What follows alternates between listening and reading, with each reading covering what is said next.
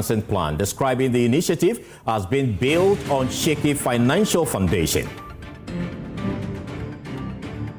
Also coming up, South African government promises full-scale investigation into recent xenophobic attacks in the country that has left one Ghanaian injured. We'll hear from Ghanaians living in South Africa as they narrate the harrowing experiences. And a nursing mother and her 7-month-old baby narrowly escaped death after violent sea waves strike their home in Shiabu while they sleep. We'll tell you more in our continuing series, When the Sea Comes Home. And later, I'll bring you prime business. Some financial analysts doubt Ghana's debt to GDP will rise to 53% by end of year, as predicted by the International Monetary Fund. We'll hear from Nelson Kojo-Agyeman of Mepe Capital. And Razak will bring you sports. For Black Stars' new head coach Carlos Queiroz to outline vision for the Black Stars, who as its unveiling is set to be done tomorrow. Remember, we are JoyNews. We are your home of independent, fearless, and credible journalism. It's a good time to take a seat and please be our guest.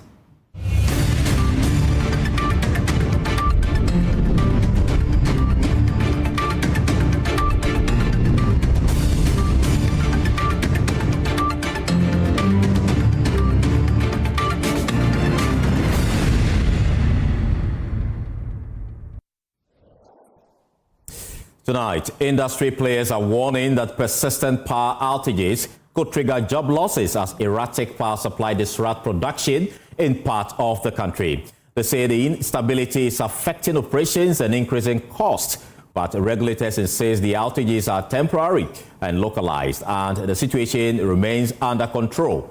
There's more in the following report.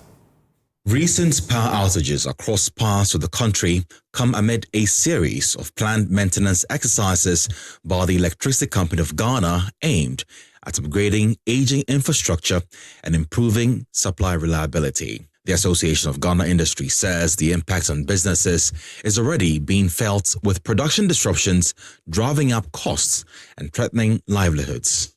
So, depending on the extent to which the power outage has affected the industry, it could possibly lead to layoffs.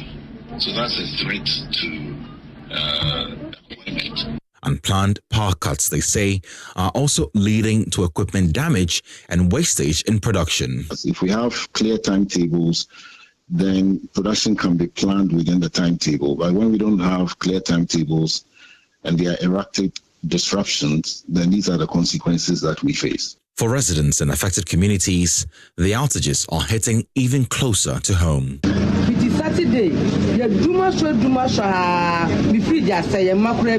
Ongoing power outages are seriously affecting us.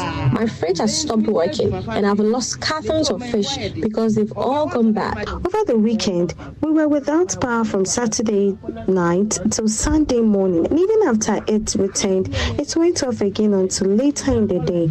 Today too, it has gone off about 4 times already. Because of this, I am losing customers. 3 days Since Saturday, the power situation has been very uncomfortable for us. From this morning when I came to work, I haven't been able to sit comfortably because the heat in my shop, without electricity, the place is too hot. It's making it difficult to work. But the Public Utilities Regulatory Commission maintains the outages are not due to power shortages, but ongoing maintenance and infrastructure upgrades. First of all, they are overhauling some major bulk consumption points, transformers, and they are also changing some transformers within local areas that have also outgrown their consumption, their transformer limits. And all this, we've engaged ECG. I think this is still at the higher level. We don't even want it to prolong. It will not. It's expected that these challenges will not even be prolonged for us to be informing everybody. It will be done within the shortest possible time. However, with no clear timetable for these outages, pressure is mounting on the ECG to improve communication and provide certainty to consumers and businesses alike. Well, let's explore this further. Joining me now is Dr. Giles Ni Ayiku. He's General Manager for External Communications at the ECG. We appreciate your time here on JoyNews Prime. Businesses want at least that you publish a load shedding timetable to ease the pressure on production. Is it something you're going to do? Good evening and thanks for having me. I must once again emphasize that there is no doomsday. There's no doomsday, and we do recognize the inconvenience and disruption these challenges impose on our businesses. If you are aware, there's relatively stable power across some of our communities within our operational areas, that's ECG. But we do also admit that some of our customers, including industries, are experiencing intermittent outages and low voltage. We have undertaken a thorough and detailed assessment of the situation, and this has enabled us to identify the root causes of these localized challenges, and which has culminated in the development of a comprehensive, targeted roadmap to address them. So whilst you work on addressing them, would you at least publish a load shedding timetable so that businesses can plan with it? Because we've heard from businesses, and their concern is that even as you work on maintenance and also installing transformers, which you have told us, they would need to plan because they're business operators. So they're wondering, would you at least publish a timetable for them to work with? My sister, you are very much aware. Probably if you are not, your editor is aware that when we are undertaking any transformer upgrade or replacement, we share a press statement and a timetable. Your media house is very much aware. Your editors are aware. They have even published our last replacement upgrade on your website. I get it. So it's not something that we don't inform our customers. And as part of PRC's regulation, that's why the PRC chief has informed you that they are aware of what is going on. So it is not an issue of our doomsday. It's not an issue of we not publishing our schedules when it comes to these upgrades. We've done that. We've also informed our customers some of the challenges that we face. We mentioned the validated distribution infrastructure. We've talked about damaged and rotting poles.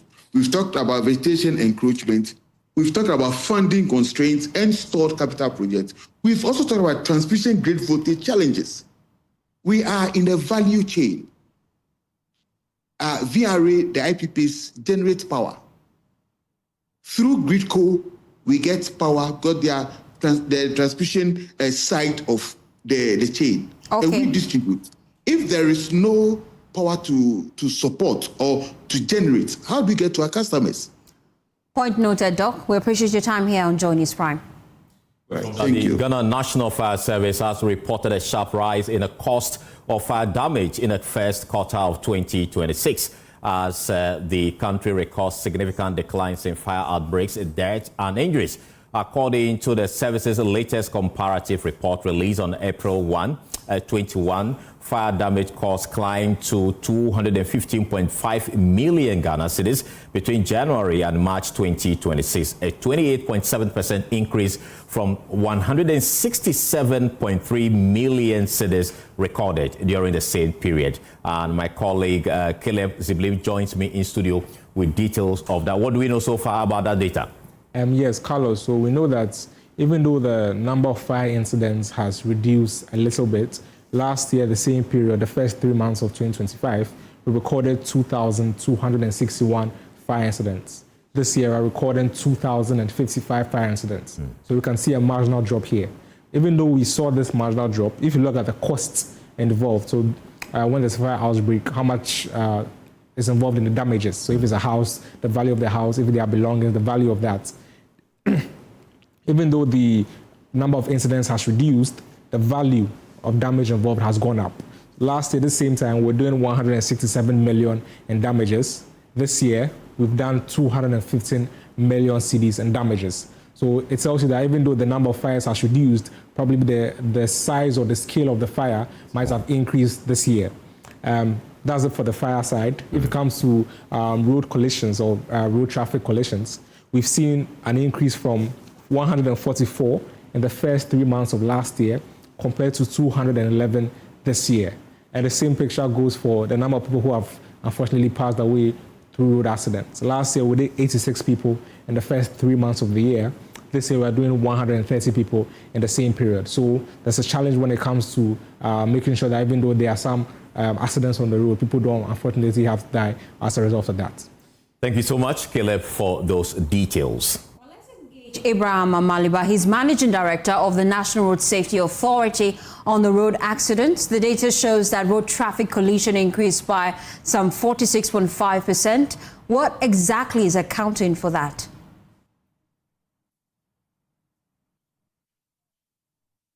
Mr. Amaliba, you have some need for me to hear you clearly.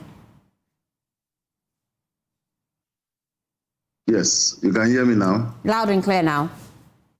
Okay, so there are numerous factors leading to road crashes in this country.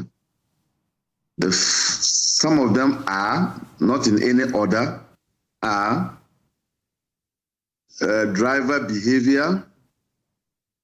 And here we are talking about drink driving. We are talking about inattentive driving. Lack of enforcement. We are also talking about poor roads. So all these come together leads to the increases that you are seeing. So it's not just one issue, but a number of issues. So with the issues within your control, like lack of enforcement, how do you plan to deal with it decisively? Enforcement is not within the ambit of National Road Safety Authority. Enforcement is within the ambit of the MTTD of the police service. Now, from the days of Dampare to this day, they have stopped the enforcement on our roads. So they've taken away the MTTD personnel. And so when you are driving on our trunk routes, hardly do you find police people. I wrote to them telling them that they should at least send some of the police personnel back onto the routes. And they've not said anything. They've not replied. So enforcement, ours is campaign. And if you notice, during the Easter, we embarked on a series of campaigns throughout the country. But campaign alone will not resolve the matter. There are some recalcitrant drivers who would only respect road regulations if they see that there's enforcement. I see. Thank you so much, Abraham Amaliba, for your time here on JoyNews Prime. Well, let's now head to South Africa, where the government there has promised a full-scale investigation into the recent xenophobic attacks in the country. There are reports of protests against Africans in part of that country, raising fears of a repeat of the deadly 2015 xenophobic attack that hit many Ghanaians. Now, Ghana's Foreign Affairs Minister Samuel Okudzeto-Ablakwa, in a statement, said one Ghanaian who was caught up in the attack has been located and receiving consular services. We'll hear from him shortly, but first, here are some South Africans to other nationals. Of seeing African migrants.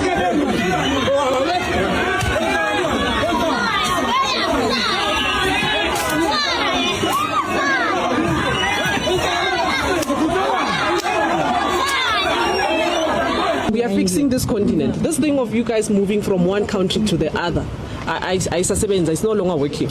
We don't want this as African people anymore.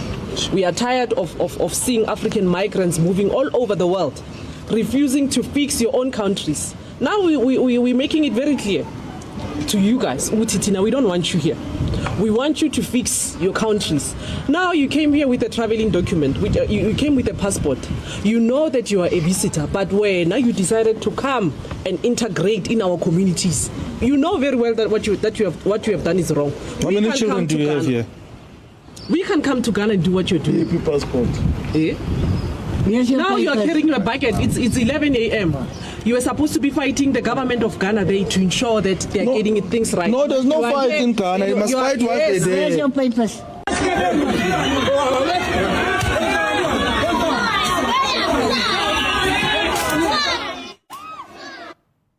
Well, the Foreign Affairs Minister Samuel Okudzeto-Ablakwa, in a statement on his social media handle, said that government is working together with the South African government to launch a full-scale investigation into this xenophobic attack targeting Ghanaians. And that's coming up on your screens right now. It says that I have this morning held a telephone conversation with my South African counterpart, His Excellency Ronald Lamola, Minister of International Relations and Cooperation. I called him on the trending videos about Ghanaians coming under extremely disturbing xenophobic attacks in South Africa. The South African Foreign Affairs Minister has expressed his empathy with the victims and promised full-scale investigations into the depressing incidents. He goes on to state that the government of South Africa is set to hold a briefing with the African ambassadors later today. And I'm hoping that we'll also get feedback from the minister here on JoyNews. We're bringing you that when we have it. It goes on to state that I am also able to confirm that since yesterday, I've been in constant contact with Ghana's High Commissioner in South Africa, Benjamin Kwashi, coordinating our response. I am gladdened that so far, colleagues in our diplomatic mission have located the main victim in the viral video and are offering consular assistance. He's doing very well, we are told. No Ghanaian life has been lost. We urge calm and confidence in our collective capacity to protect Ghanaians. Let me assure compatriots that the Mahama administration remains uncompromising about the welfare and safety of Ghanaians, both home and abroad. And we are determined to guarantee the protection of all citizens, he wrote on his social media handle. Well, some Ghanaians living in South Africa have been sharing their experiences amid growing concerns. Michael Eshen is one of them and has been speaking about the situation with JoyNews. African laws protect them a lot. So you as a foreigner, when some such things happen and then you report, it doesn't get to anywhere. It doesn't get to anywhere. Right. Many Ghanaians have businesses there, including yourself. How is this situation affecting your businesses? You know, when they start this, they don't attack the shops, the businesses in the shopping malls, shopping centers. They don't do that. They only target the shops that are outside, the shops that are on the street. Why do they do that? I get the ones on the street is easy to be attacked, but the ones in the shopping centers and the shopping malls is very difficult because immediately they come there, they call the police, there's a security, so the security there for the shopping malls is highly protected. By the time the shops on the street is not really protected, no. Why is that? And are these shops mainly owned by foreigners, Ghanaians included? Yes, mostly salons, so many shops, the Ethiopians, the Bangladesh, so many.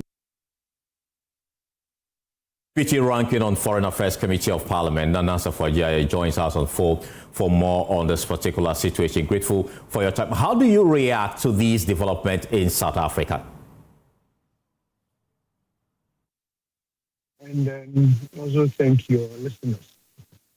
Personally, I don't know, I want to use a better word that would still keep me within the diplomatic sector. But South Africa is beginning to be notable for some of these things, which is a dent on their own national image, which is a dent on their sovereignty, a dent on the, laurels they have achieved in the diplomatic sector. And for me, we must condemn this in no uncertain terms. The African Union must speak against this. SADC must speak against this. The unions South Africa is part of must condemn this in no uncertain terms. I mean, when South Africa was under apartheid, virtually everyone came to rally behind you. We were there, we solidarized with you, we did everything that we have to do with you. What is this thing about South Africa and xenophobic? Thing about them. Yet you have a lot of South African countries across Africa and the globe. And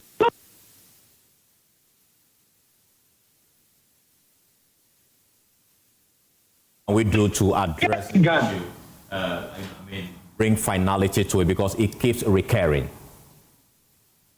Hello? I am asking you, beyond condemnation, what more can we do to resolve the situation? What we condemn is just a word of mouth. It is good to condemn. It is good for all the nationals to summon their ambassadors. It is good to issue statements. Those ones are good. But I think that they must face some strong sanction from the unions that they belong to. African Union, SADC, and all that. In fact, some of the nationals must begin to close their embassies in their country so that it sends a clear signal and a clear warning that, hey, look, you cannot sit in your country and think that, hey, everything is okay and you can do anything you want to do to any national and citizen. You cannot do that. That is not allowed. What you expect the Ghanaian government to do? We are in. Do you expect our government to close the embassy of South Africa? I am expecting our government to take a drastic action. This is not the first time. First, like you said, we must engage them, find out what is happening. Action must be taken. Proper compensation must be given to our Ghanaian citizens that are involved. And if these things are not done, we must let South Africa know that they cannot always be taking Africa for a ride, because we're there for them. And this must stop. To borrow somebody's words, this nonsense must stop. All right, thank you. Thank you so much, Nana Safuajaye, for speaking to us here on JoyNews Prime. Well, let's head now to Parliament, where the minority is warning that the Ghana Medical Trust Fund could collapse without a clear and sustainable financing plan. They describe the initiative as being built on a shaky foundation. They are demanding a credible long-term funding framework. The concerns were raised during a stakeholder engagement with Parliament's Select Committee on Health. Stephen Mensah reports. The minority in Parliament is raising concerns about the sustainability of the Ghana Medical Trust Fund, warning it risks collapse without a clear and reliable source of funding. Deputy Ranking Member on the Health Committee, Alexander Akwesi-Akwa, is urging government to outline how it intends to finance the program over the long term. If I've had any occasion of criticizing the Ghana Medical Trust Fund, it's all about the funding. It's all about the funding. And lo and behold, the health policy advisor also talked about funding, the need for us to expand the funding to make it quite realistic. If we want to continue depending on the 20% of the NHIA budget, which is not substantial enough to even cater for NHIA, then the brilliant ideas that are associated with this medical trust fund will not be realized. Managers of the fund, however, insist the program remains on track. Health policy advisor Dr. Norbert Kipu says key interventions are already being rolled out. So far, we have developed an IT platform that would help in patient onboarding, that will help in monitoring the treatment of patients, claim submissions and reimbursements, which we are installing in the various facilities. So far, we've installed in about 8 of our enlisted hospitals, all the teaching hospitals, and we are now doing the regional hospitals and the other hospitals that have been enlisted. We have developed a standardized tariff system using the billing structure of the various hospitals to arrive at averages that are beneficial to the service provider. But the minority remains largely unconvinced, arguing the proposed funding model may not be sustainable. The only distinction between the two, NHIS and the Mahama Cares, the so-called Mahama Cares, the Ghana National Trust Fund, Medical Trust Fund, the only difference is the fact that this is a different body. The majority in parliament is also pushing back against these concerns. Mark Kurt Nawani is chairman of the Parliament Select Committee on Health. The program is ongoing, but a lot of Ghanaians are not aware yet. The office has been established, money has been given out to take care of some patients, and yet so many Ghanaians are not aware of this. And so we are asking, for this meeting to let Ghanaians understand that the process is already ongoing. The Ghana Medical Trust Fund, which began operations in 2025, is expected to support treatment for chronic diseases such as cancer, kidney failure, and diabetes. Well, expect some reform in petroleum charges as the National Petroleum Authority prepares to lay a new bill before Parliament, which, among other things, seeks to harmonize a number of margins at the pumps. The bill, which is set to get to Parliament, according to the Chief Executive Officer of NPA, Edugyi Tamaklo, will merge the primary distribution margin and the unified petroleum pricing margin, redirect the BOST margin into a petroleum infrastructure fund. James Aveji reports. The new bill, which is currently undergoing drafting and consultation according to the NPA, has become important to address growing challenges of the petroleum downstream sector. Addressing members of the Energy Committee of Parliament, the NPA boss, Edugyi Tamaklo, says it will, among other things, merge a number of existing fuel margins. Now, the bill that will be laid before Parliament soon, after consultation, tries to commingle both the PDM and the UPPF in now what is called the distribution fund. Then the BOST margin, among others, will go into what is now known as the infrastructure fund. Chairman Emmanuel Kwesi-Bajra said the Energy Committee must have a pre-laying of the bill to further understand the challenges it seeks to resolve. This committee would like to have a first time, we want to do a draft briefing. If you want to move fast, we'll have what we call a pre-laying. We'll look at it, agree in principle.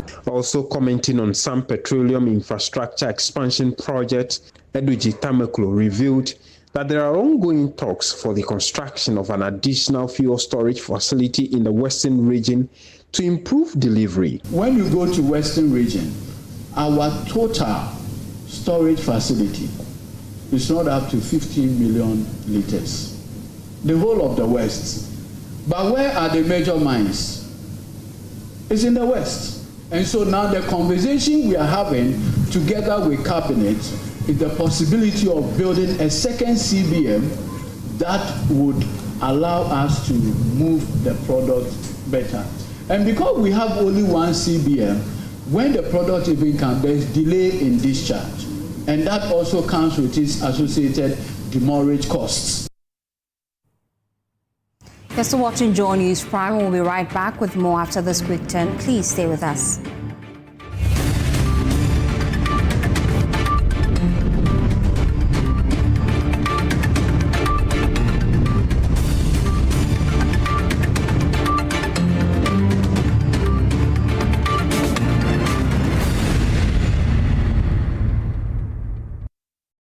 No matter where we wander, Africa always calls us home. And here in Ghana, Stanbic Corporate and Investment Banking, together with clients like Gensa Energy and Goldfields, is driving sustainable growth. The transition from fossil fuel to cleaner energy is quite imperative for the growth of a continent that we call home. We want to contribute to delivering affordable gas for industrialization in Africa. Stanbic is a bank that is focused on impacting lives, and Gensa has the same vision and mission. Having a reliable source of power has helped our business and our operations in a significant way. At Stanbic Bank, we bring businesses together, empower communities, communities, and invest in the next generation. Stanbic Corporate and Investment Banking, driving growth, creating impact.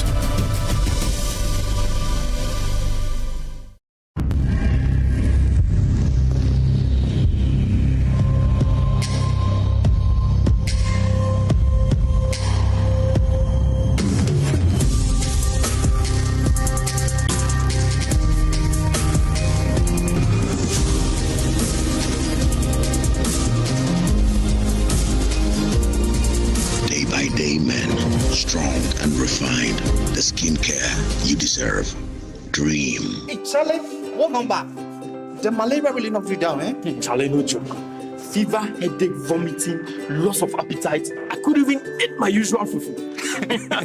You and your fufu. But I hope you got tested before the malaria treatment. Yes, I did. And thanks to Malatu, I kicked out malaria one time. When malaria strikes, take Malatu, containing artemether and lumefantrine. Comes in tablets and suspension for effective treatment of malaria. Great to have you back. Thank you. No problem. Malatu is suitable for adults and children. Manufactured and distributed by NS Chemist Limited. This advertisement has been vetted and approved by the FDA. Hi, it's me. The one you poke, sip, and hopefully love. I'm your small reminder that growing up doesn't mean growing out of me. Trends come and go, but you still reach for me. I'm not just a drink, I'm that little sip that reminds you life can still be sweet. Calipo fruit juice drink, making sweet memories. This advert is FDA approved. How may I help you today? We'd like to open a bank account.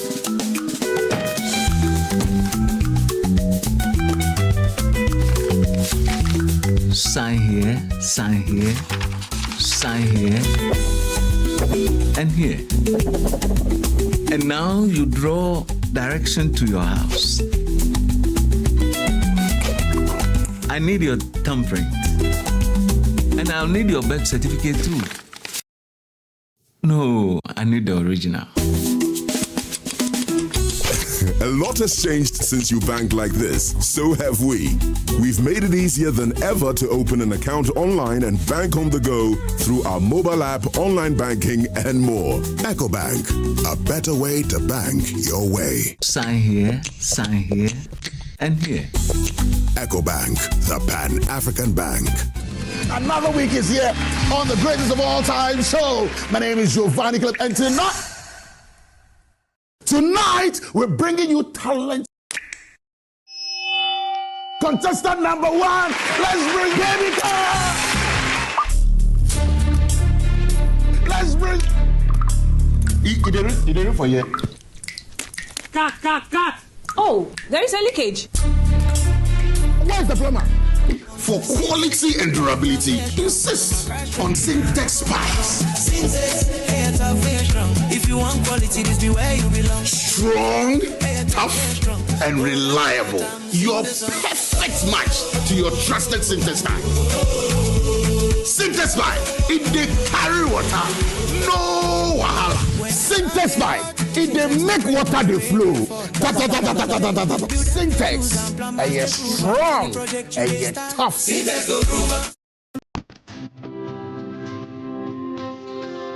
My name is Mepe, and Alphabet City says I should tell you about the Easter promo. So this very Easter, Alphabet City is giving out 11% discount on the full price of this beautiful semi-detached 4-bedroom.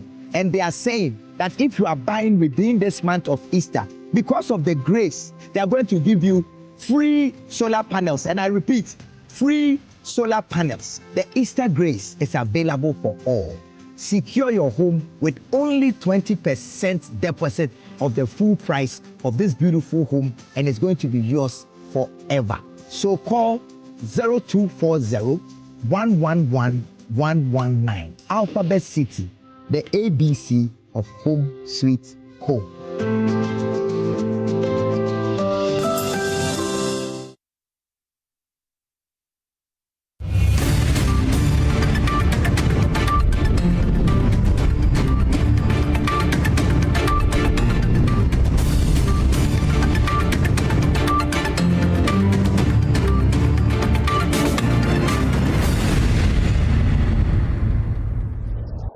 Grateful you could stay with us here on JoyNews Prime. Now to some more other stories. Ama, a nursing mother, and her 7-month-old baby narrowly escaped death after violent sea waves struck her home in Shiabu while they slept. She now lives in constant fear that the sea could destroy her home and kill her family. Ama is one of the many residents whose homes have been swallowed by the advancing sea. My colleague Emmanuel Jivenu has more in our JoyNews series, When the Sea Comes Home. Ama sits outside her home, washing clothes and watching the sea just few meters away. The waves are close and they keep coming. Her house is less than 30 meters away from the shoreline, and each day the sea moves nearer. Just few weeks ago, the wave struck at night and nearly killed her and her 7-month-old baby.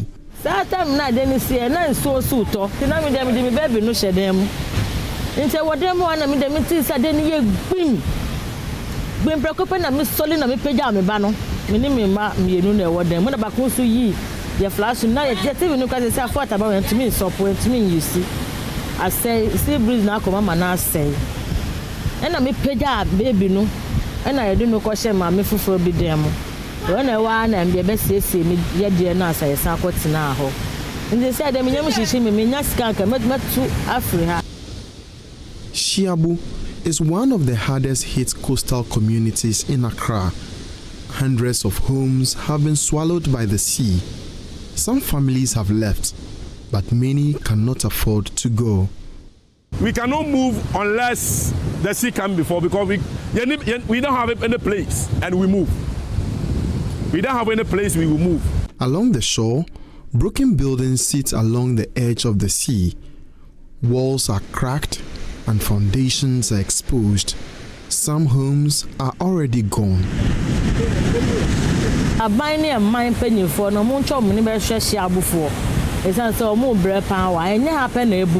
So do any to us, but we say, then be self-contained crossing, and yes, say now, the defense on by year, our beach side, no, no, pressure in now, ababeda. But experts say the sea defense is not the full solution. Professor Akufo-Addo is a coastal processes expert. Artificial means can never and has never been the solution in fighting a natural system.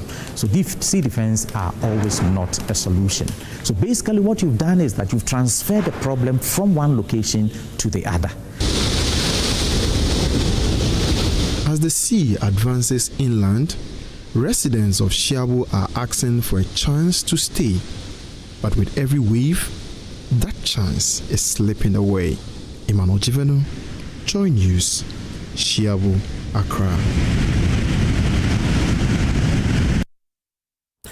Now, months after devastating floods displaced hundreds in the Northern district of the Volta region, many victims remain in overcrowded and unsafe shelters. Conditions are worsening with growing health risk and limited access to basic necessities.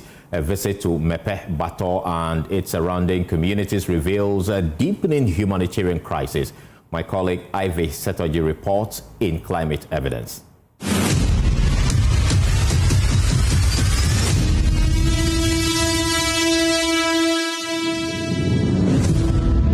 Shelters are overcrowded and unsafe. In Mepe and its surrounding communities, families harder under leaking roofs as privacy here is almost non-existent. A new and dangerous threat is emerging. Malaria cases are rising, diarrhea diseases are spreading, and fear of cholera outbreak continue to grow. The impact is hitting women and children the hardest. Some girls are missing school, some permanently, while mothers struggle to meet basic needs. Some residents have been speaking on the issue. During the rain season, though the tent is torn, so if the rain falls, there's a leakage. So a lot of people cannot sleep inside, and moreover, if the sun is shining, hotness, so the skin rashes is another factor disturbing a lot of people.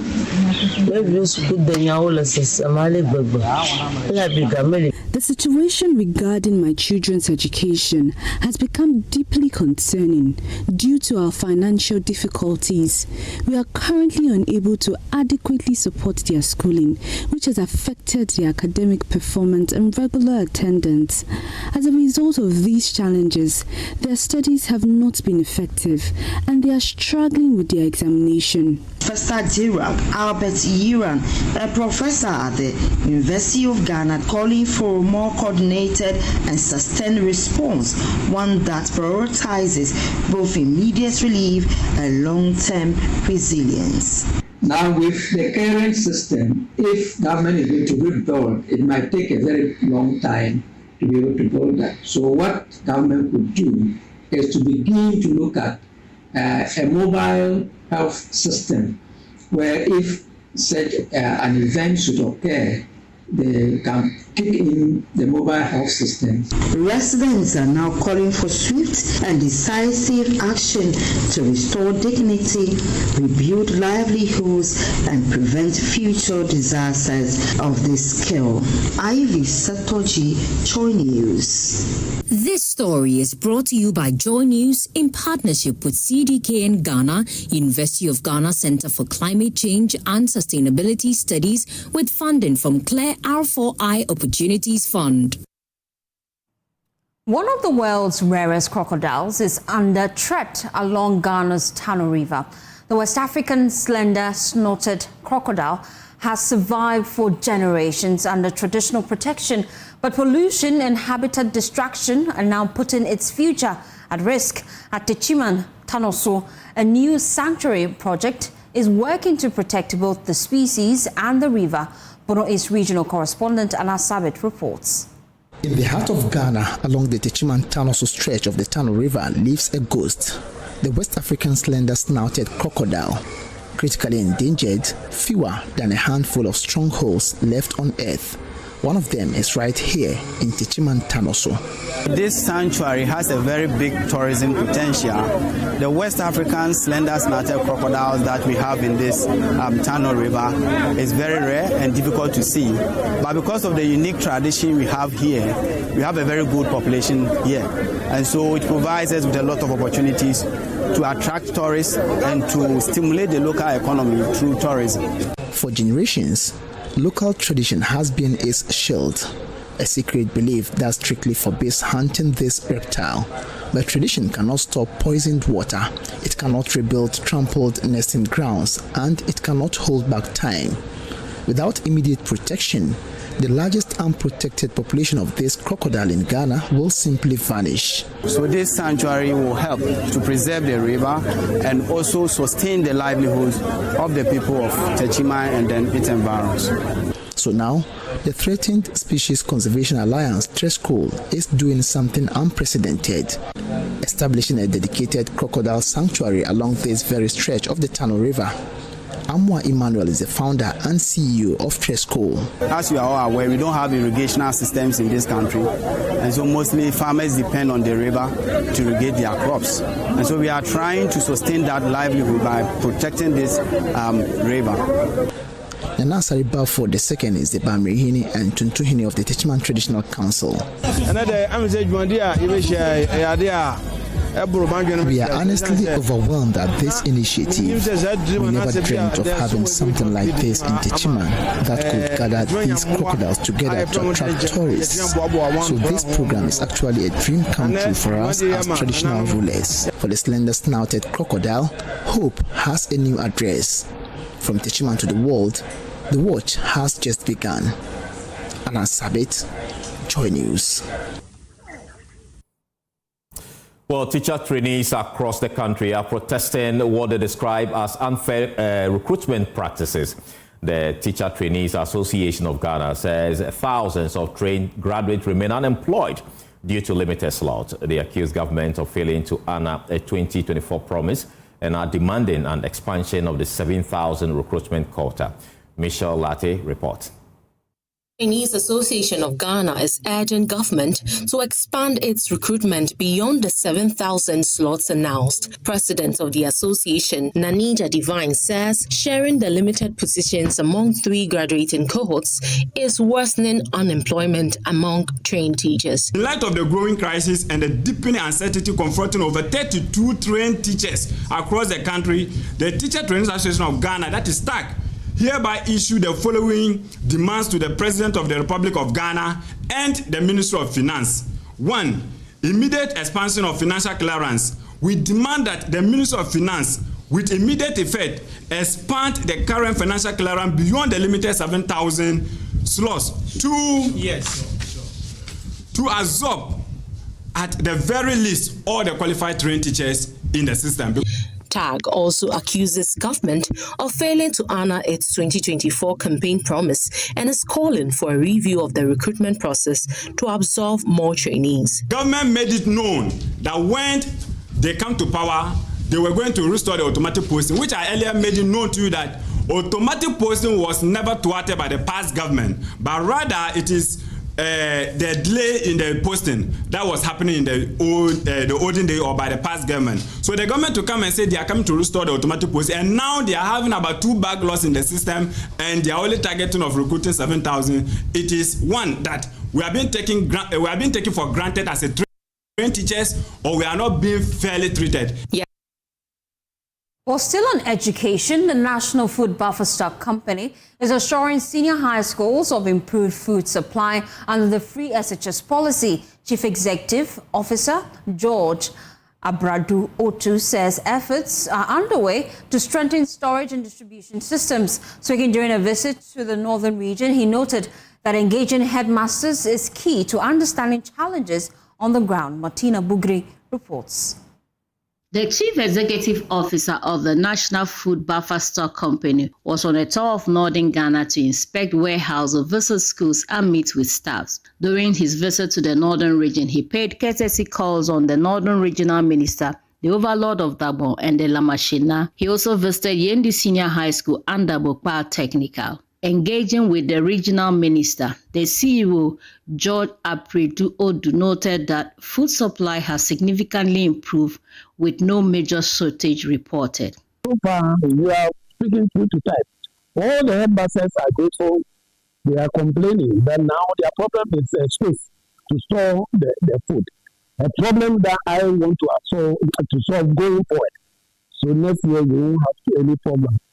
The Northern Regional Minister, Adolf John Ali, urged the CEO to buy more farm produce to ensure farmers do not suffer going into the farming season. The petition at the time that you have abundance of food stuff in the nation. Farmers all over the country have in stock a lot of their produce. So it is only very appropriate that we ensure that the farmers do not suffer any losses. Mr. Otu also met with the Overlord of Dagbon, where he appealed for help to resolve a conflict he said was affecting construction work at the Yendi warehouse. The Overlord, we need help. We have a warehouses at Yendi here that I'll go and see after here. And there's a chieftaincy dispute between 2 factions to the extent that the wall that we want to create around the warehouse is not forthcoming because the 2 people are claiming ownership.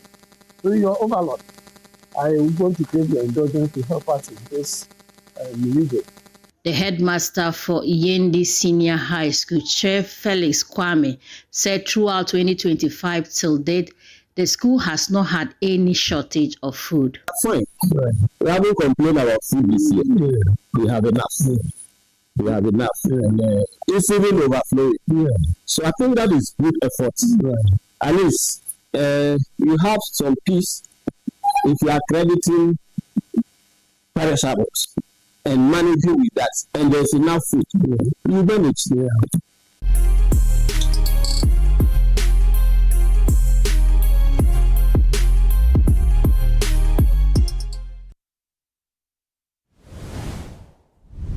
Showbiz time, and Becky is here. What's up? Hello to you. How you doing? I'm okay. How you doing too? I'm fantastic. This evening we have medical in the news. He passed by Hit FM Studios this morning, and it was a long conversation. They had a really great time. Wow. And you know, he's been nominated for in the category of the Artist of the Year, the TGMAs this year. Do you know that? I'm not aware. What else don't you know about? He's still with fella. Is he still with fella, the wife or the girlfriend? Or? You haven't been following the news. No, not at all. So he's no more with fella. Oh, okay. He's currently dating. I don't know whether married. I'm also not too sure. Married to Easy. Do you know Easy? Yeah. Easy, baby. Yeah. Yeah, and they actually have a son together. So they're married? I guess so. Oh, okay. And fella? It wasn't fella is, she's off the. How do I even explain to you? Okay, so what's the story? Well, the thing is, he's been talking about the Artist of the Year category. He actually mentioned that if the organizers don't give him the Artist of the Year category, means that Ghanaians will be very pissed off, because they'll be very disappointed that he didn't win, because he has worked over the year under review. I don't have any threats in that category. If we are being fair, I think it will be very fair, very well deserved if then give to medical. Ghana will be happy, and I know what I'm saying, because you see, I'm not a selfish artist. I like to put people on. This year we are mentioning Suman. You understand? I'm not saying I did everything, but my influence made an impact. You understand me? So let's just, call a spade a spade. No long talk. Album of the year. When the nomination came out, some people were like, "Oh, you don't deserve to be in that category." Example is Sheldon, and I saw the back and forth and all that. But that's not even the issue. For people out there listening now, who may not have even maybe paid attention to the album, tell them why that album deserves to win the slot. You see, Disturbation 2 is a continuation of my first debut album, Disturbation. Yeah. This is the second one, and that first one actually showed me up in the scene. All the songs were his songs. Okay, Carlos, tell me that you know the song Shoulder featuring Shatawale. No. You have never heard the song? Maybe, but I don't know. Maybe I just have to hear it first. Well, so you'll be hearing it very soon. He's also been speaking about the song Shoulder, and he says that it has a deeper meaning to what everybody else thought it was. The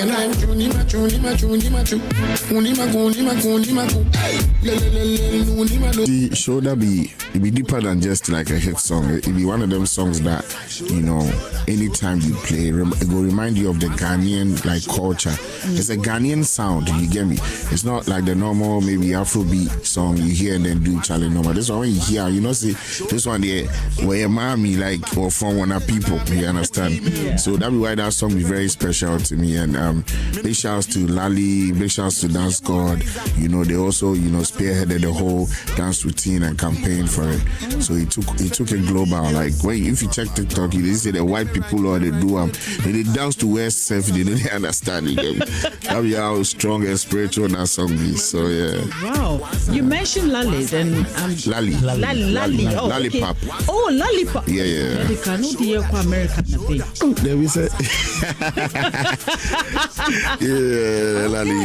Yeah. But that dance was massive. Yeah. It was beautiful. Would you say that the song also did some magic for you aside the dance and everything? Would you say it did magic in terms of performance, in terms of your reach, and then maybe audience as well? Yeah, he actually did. You see, anytime you bring out a body of work that the world embraces, he actually shoots you, higher and brings more attention to your craft and what you're into. So he actually did. One side, shoulder, one This side. one, oh, Let's move away from medical and talk about another Ghanaian musician episode. He has released a brand new single titled Julie, adding fresh energy to the playlist with his signature blend of reggae, high life, and dancehall sounds.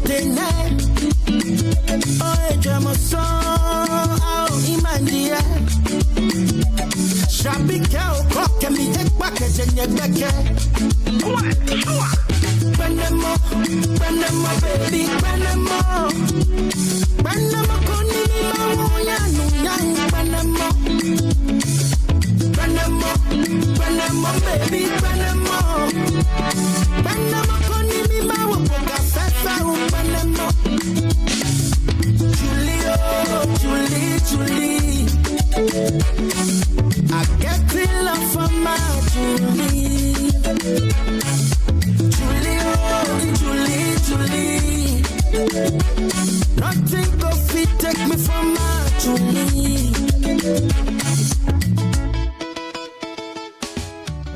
Penemo. Love letter to Julie. So this is to all the Julies out there. Right. Right? You have a Julie in your life. My mother was a Julie. Oh, wow. Yeah. Then we dedicate this one to your mom. Of blessed memory. Sure. Yeah. And to everyone watching JoyNews this evening, we dedicate this song to you. We're so grateful that you could join us this evening. We'll be back tomorrow, definitely. Sure. But please log on to myjoyonline.com. That's where you find all the news. Pius will be here. For Prime Business. Prime Business. Bye-bye. We go shake body. So scared. Last than Jayana, what your body while alone, you watching Kali. Oh, Papa, she's something about money, but try.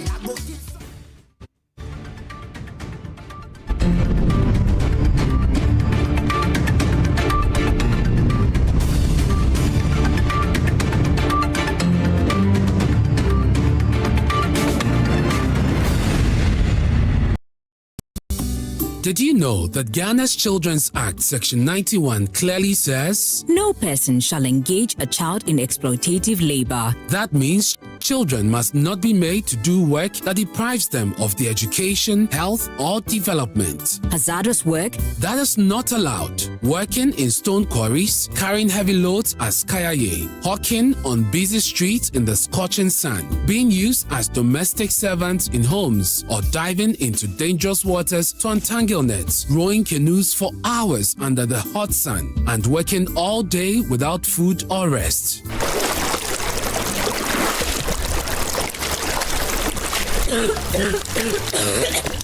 Yet, too many of our children are trafficked from towns and villages across Ghana to the shores of the Volta Lake, trapped in fishing boats, robbed of their childhood, and exposed to danger every single day. Human trafficking means the recruitment, transportation, harboring, or trading of persons within and across national borders for purposes of exploitation. I want to go to school, but now I only work.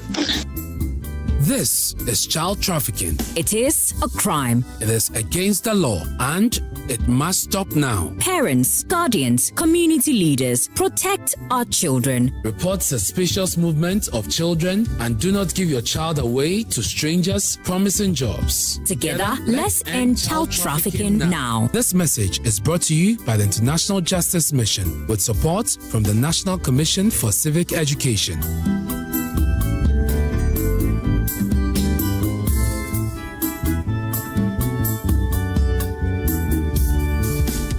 Talk hemorrhoids. Hemorrhoids are normal structures located in the anus of all mammals. But it is only man who suffers hemorrhoidal disease because of the erect posture we have assumed and the squatting that we do to empty our bowel. Hemorrhoids consist of a special type of blood vessels which fill with blood when we are moving our bowel and help to cushion the anus against the force of transmitting the stool. Afterwards, they empty their blood, collapse, help seal the anus to maintain continence. Over time, these vessels lose the elasticity of their walls, become dilated, permanently filled with blood, leading to congestion of the hemorrhoids. The symptoms of hemorrhoids are bleeding and prolapse of the hemorrhoids when passing stool, itching and feeling of warmth in the anus and anal discharge. Laser, ligature, and longo are the modern, minimally invasive, most effective and painless methods of treating hemorrhoids today.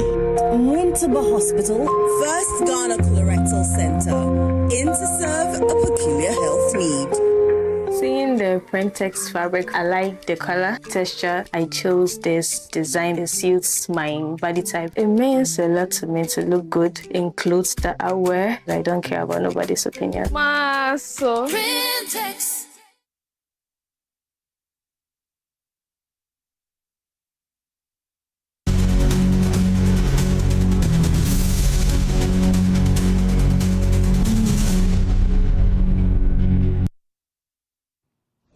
Hello, good evening, everyone. Welcome to Prime Business. I am Pius Kojobaka.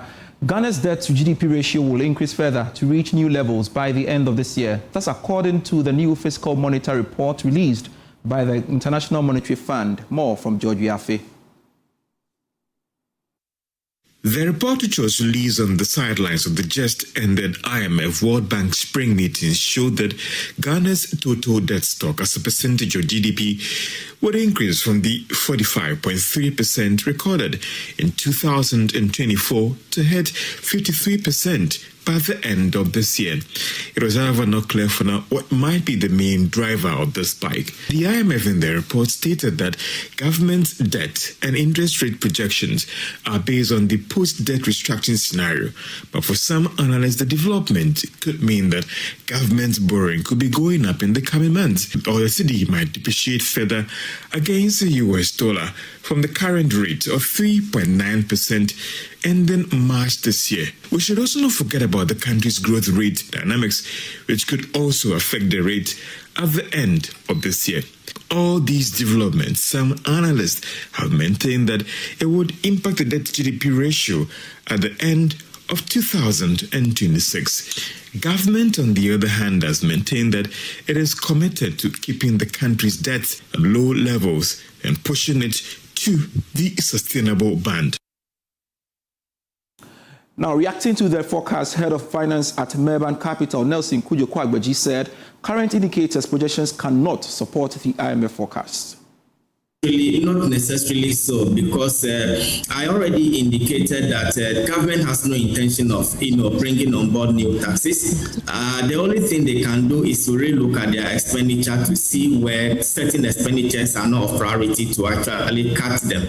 However, if you look at the tone of government, even if you go to the treasury bill market, the 91-day, 182-day, and 364-day, the rates are very low because inflation is at 3.2%, and so you could see clearly that government has a well-targeted focus strategy as far as their debt management is concerned. And so for us, we believe that the 53% is not something that we will achieve, because government has remained focused since the beginning of the year to actually cut down on the debt stock, reduce interest payment, and raise more domestic revenue to finance the budget. We don't foresee the debt stock going beyond 50% by the end of the year.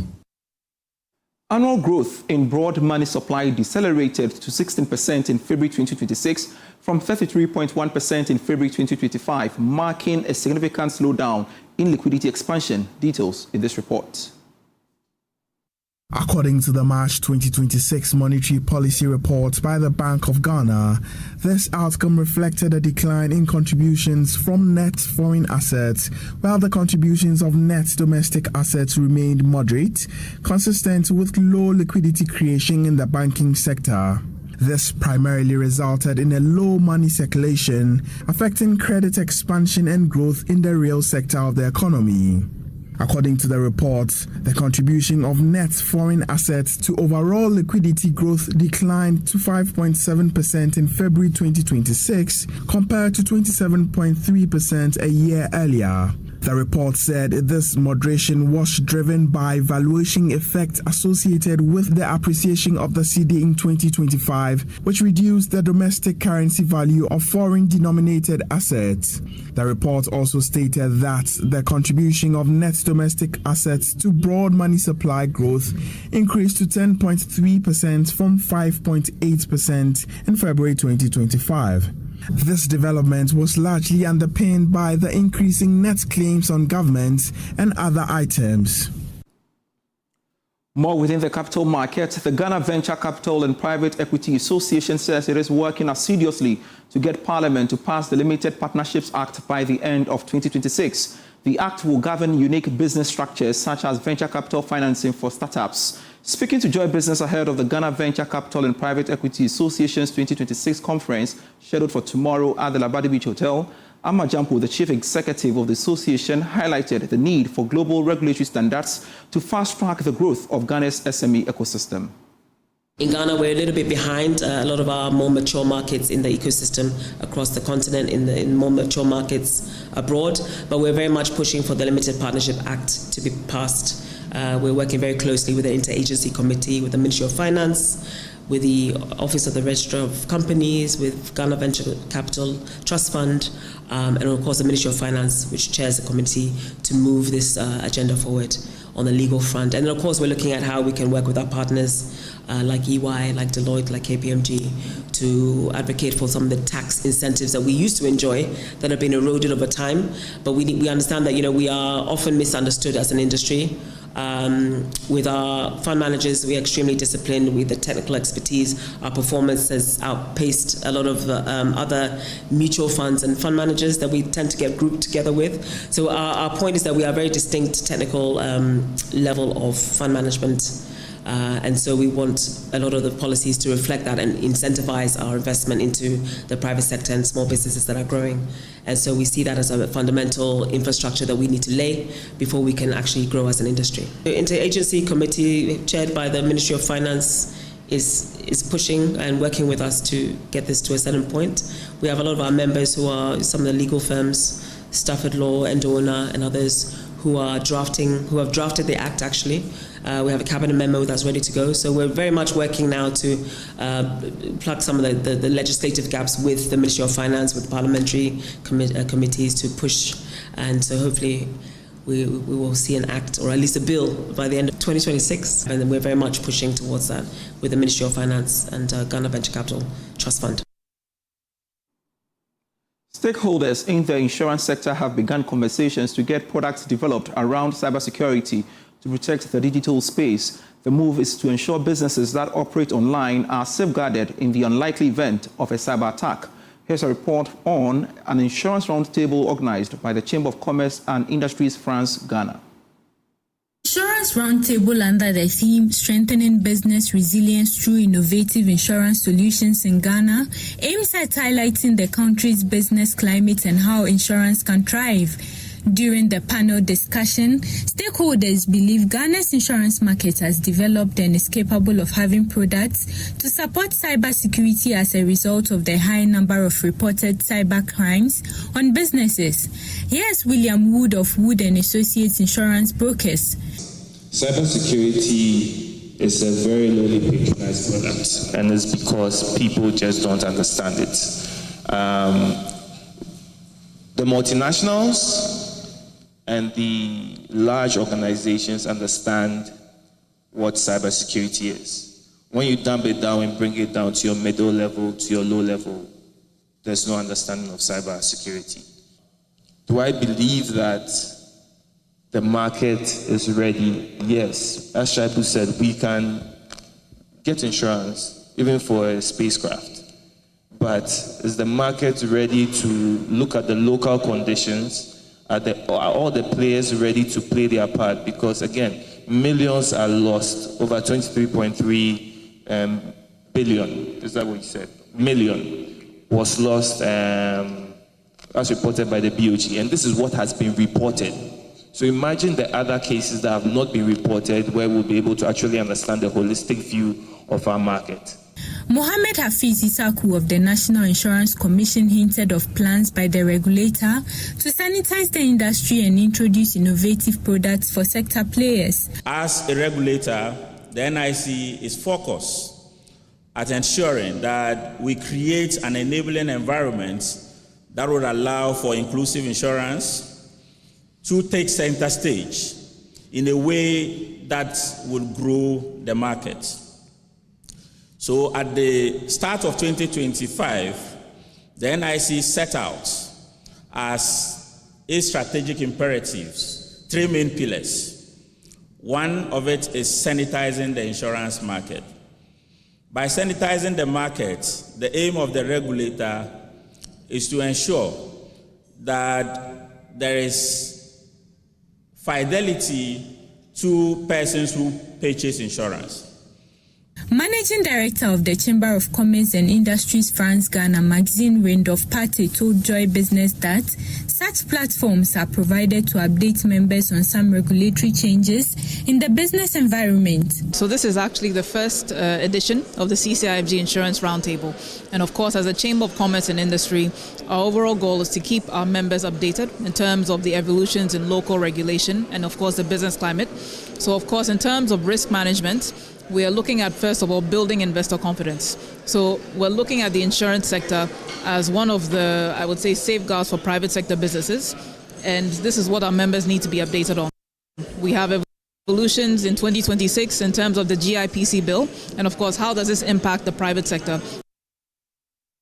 Indigenous downstream petroleum company Zen Petroleum Holdings PLC has listed 640 million ordinary shares in what is being described as one of the most significant capitals raised in recent years. Details in this report.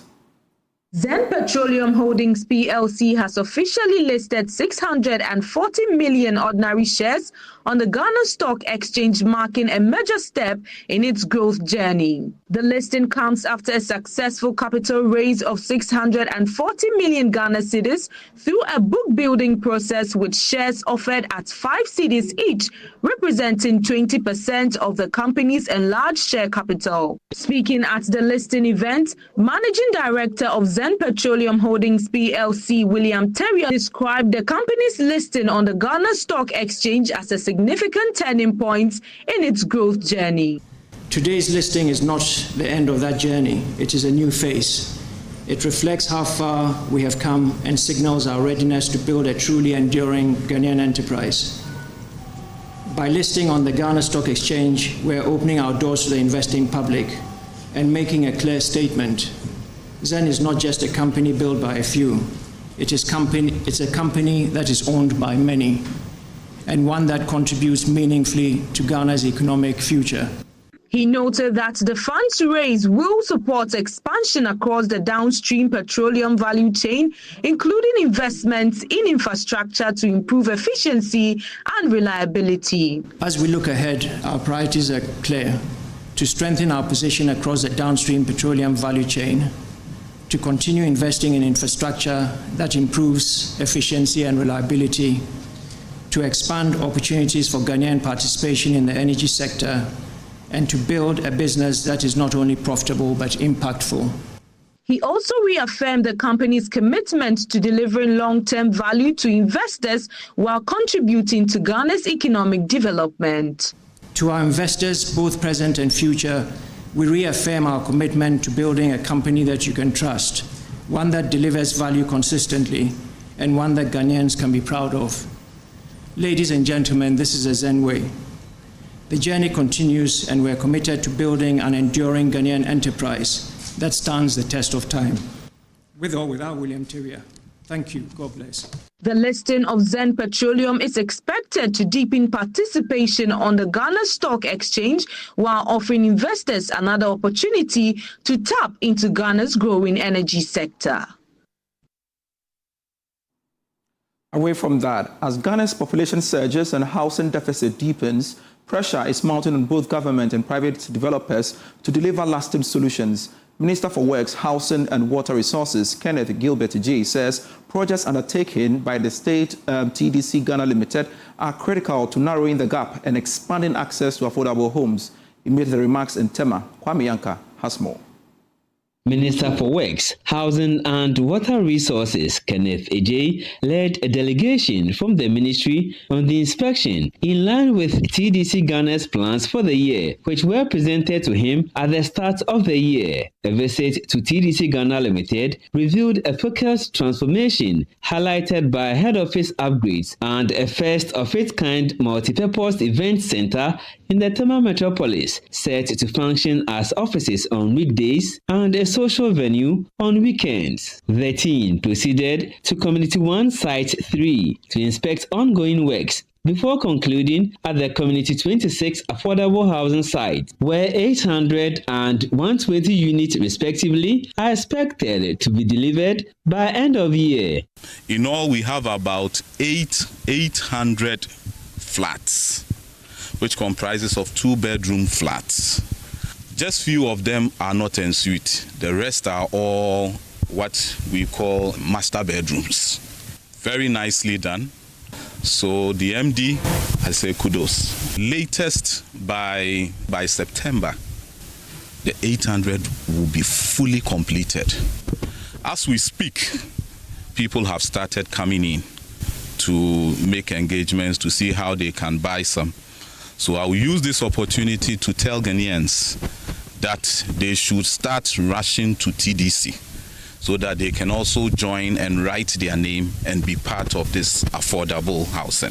Kenneth Gilbert J. expressed concern over occupants of the Kaiser flat at Community 4, managed by TDC Ghana Limited, who continue to occupy the dilapidated structures despite the risks, warning it could expose government to liability in the event of a disaster. So I asked MD, so what is the next step? Because if this thing breaks down, it's going to be an issue. I asked MD whether they've written to them. Said they've not done that yet, but they've been engaging them. So I've asked the MD to write to them that from the assessment that they've done on the structures, it's not right for any human being to live in there. That's how come they asked them to move to this site. So if they are not ready to move to this site, then they should sign that they are there voluntarily. So if something happens to them, they can't blame government or anybody to that effect. Meanwhile, Managing Director of TDC Ghana Limited, Courage Dunepeku, is set to take decisive action against a contractor accused of delaying part of the affordable housing project. He has been given 10 and it's not working. I think it's Born Logistics, right? We informed him that the minister is coming today, but they have vacated site. Nobody is on site.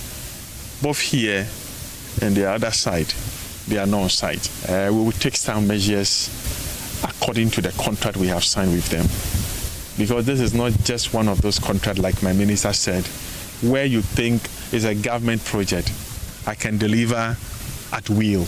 No, you have to deliver according to the contract time schedule. We are going to take every measure available to ensure that he also delivers. Because we don't owe him.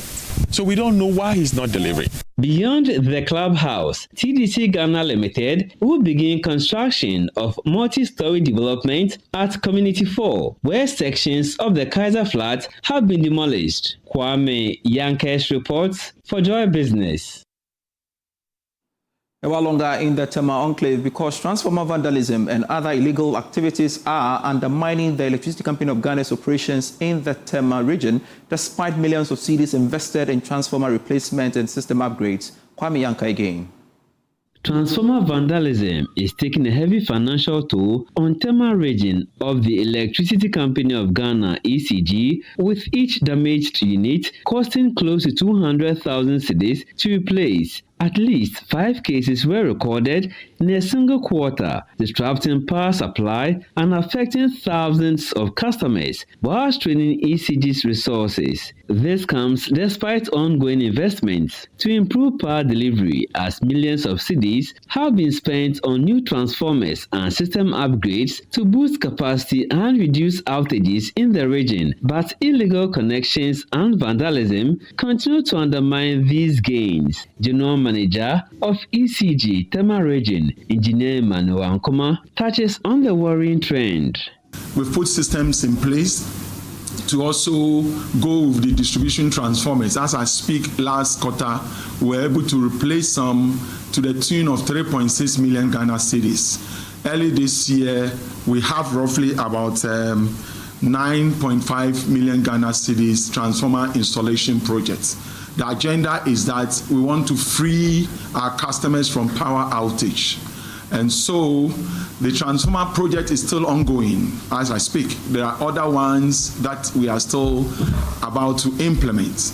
We have few challenges with regards to customers that tries to connect illegally other sources apart from the one ECG has established for them. And this is a worry because this kind of attitude, in fact, grow impacting on the transformer damage we incur every quarter. Engineer Emmanuel Ankuma is urging the public to help protect the infrastructure by reporting suspicious activities as it steps up patrols and response systems. With regards to the transformer thefts and they vandalizing our transformers, it's quite worrying. And the last check I had last quarter was about 5 number of them. And it takes quite about, probably you have to spend almost 200,000 to get a whole transformer that is about 200 kVA replaced. So if this activity goes on, then of course it's going to impact on our cash flow. So we use this opportunity to tell our customers to watch out. We are easily identified. So if you see some Ghanaians, touching the transformer at odd hours, then it calls for a bit of interrogation. You could approach them politely and then verify whether they've been asked by ECG to touch such transformers. It's not good at all. It also impacts on our revenue flow. General Manager Engineer Emmanuel Ankuma also used the opportunity to address concerns over low voltage and frequent faults, outlining measures such as establishment of additional fault response centers to improve efficiency in power distribution across the Tema region. ECG Tema region warns that without collective action, the cycle of damage and costly repairs will persist, threatening reliable power supply. Kwame Yankes reports for Joy Business. Away from Tema, Chief Corporate Services and Sustainability Officer of MTN Ghana, Juayu says the telecom giant is leveraging its Bright Scholarship Program to build a pipeline of digitally skilled talent for Ghana's workforce. Details in this report.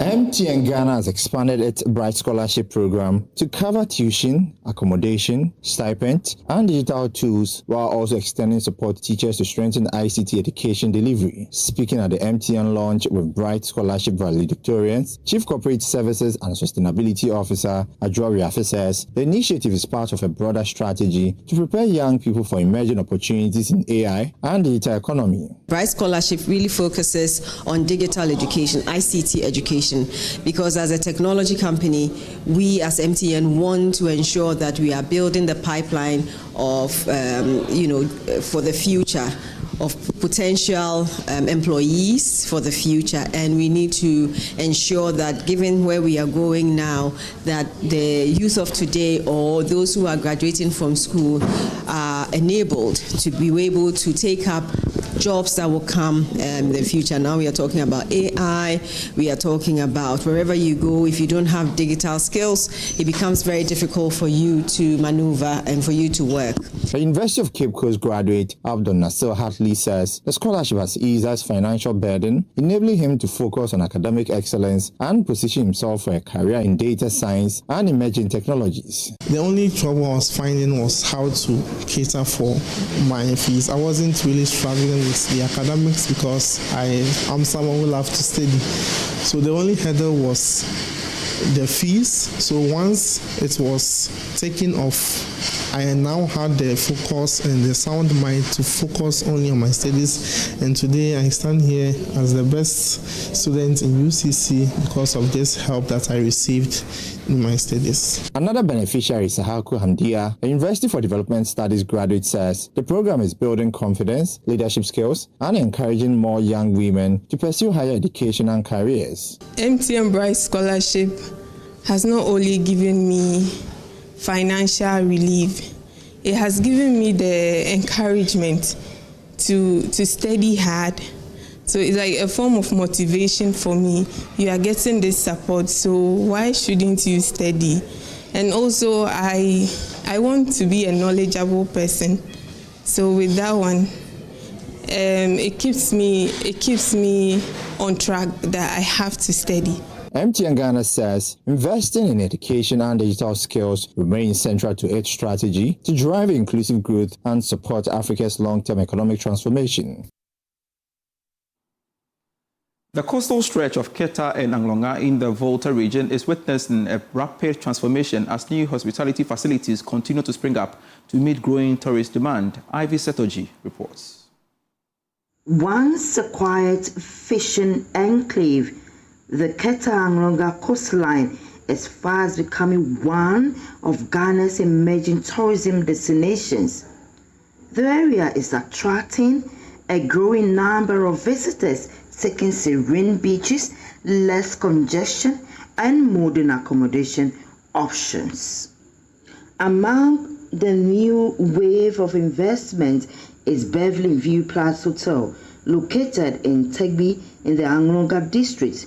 The facility, just a few minutes walk from the beach, combines modern architecture with a calm coastal environment, offering guests both comfort and accessibility. A management staff at the Beverly View Plus Hotel, John Mark Adam Akakpo, says the hotel is positioning itself as a destination for vacations, retreats, and private events. When you are coming to Keta, the best place to sleep around is the Beverly View Plus Hotel. And this hotel is actually more than a 5-star hotel, not to exaggerate, but it is a hotel that can compete with hotels in UK, Canada, Germany, South Africa, and where have you? Parking space, we have a very large parking space. And going to our room, we have executives rooms. There is below standard, and the one that you will not like to miss, the presidential suite. So as well, we have a very well prepared kitchen that can offer you the best of our local delicacy.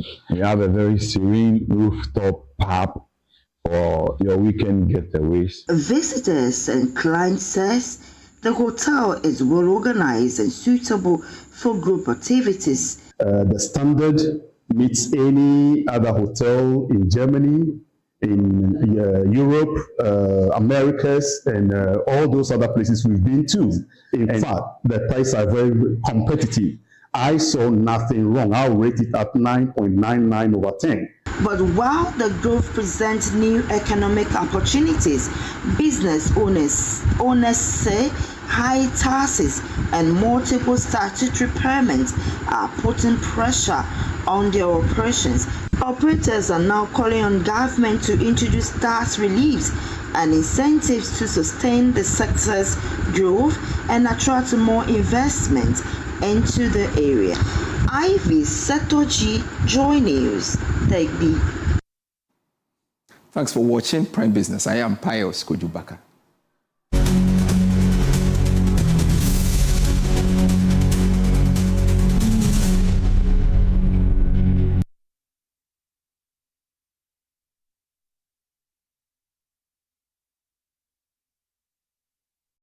Hey, Charlie, welcome back.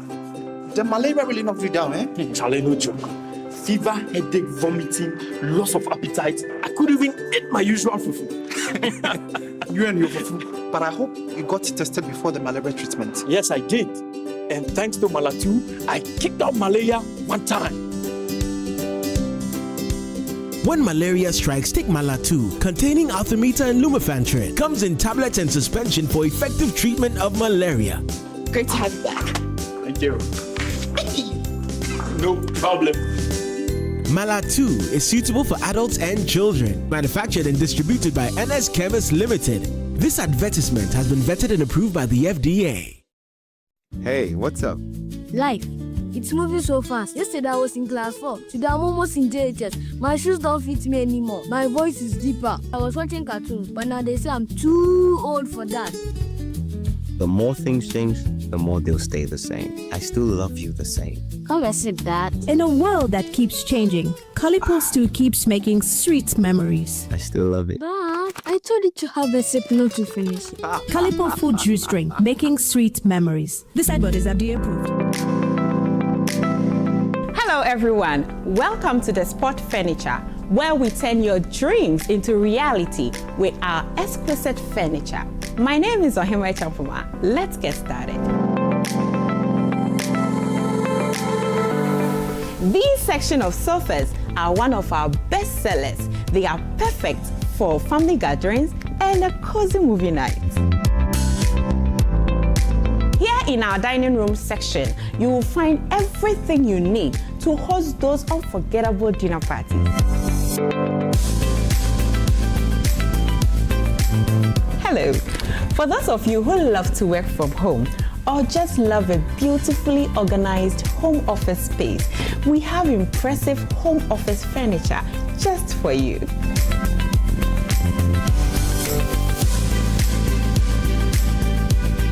Now, let's explore our bedroom furniture. Take a look at these sets, best of its kind, and it's available in various sizes and finishes to match your decor. That concludes the tour of our showroom. I hope you enjoyed it as much as I did. Visit us soon or log on to our website.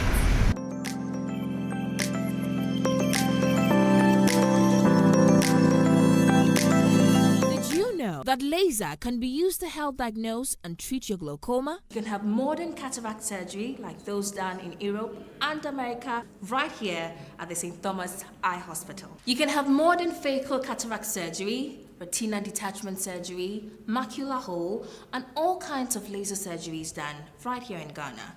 TMC or SUSU. But it's just to tell you, St. Thomas Eye Hospital provides total eye care for you and your family in a serene environment with world-class equipment. Visit St. Thomas Eye Hospital's Surgical Center at Mathaheko or their Oxford Street branch. I say, Eniwawe Yentong. St. Thomas Eye Hospital, providing excellence in eye care.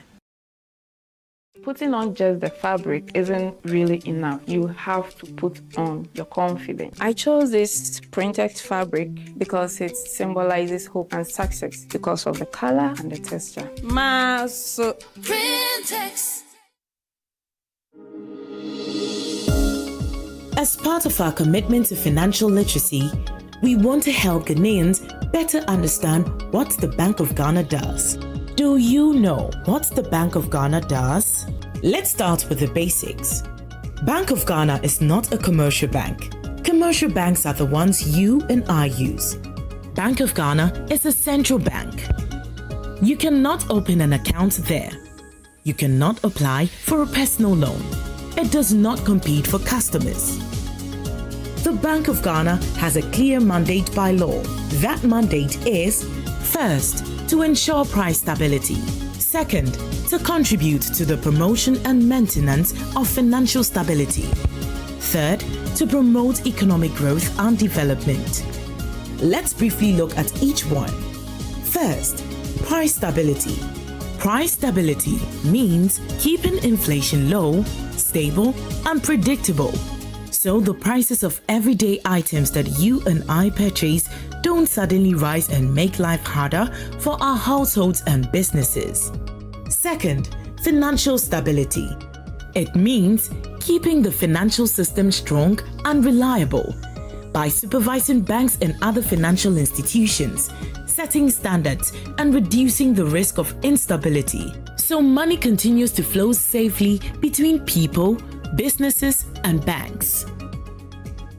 Third, supporting economic growth and development. When prices are stable and the financial system is strong, businesses can invest, people can access credit, and the economy can grow. To achieve these goals, the Bank of Ghana performs several key functions, including setting monetary policy, supervising banks and financial institutions, managing the country's currency, and overseeing payment systems. In summary, Bank of Ghana is not a commercial bank. Commercial banks serve you and I, but Bank of Ghana serves the financial system and the broader economy. It exists to maintain price stability, to preserve confidence in the currency, and to support a resilient financial system. That is what Bank of Ghana does.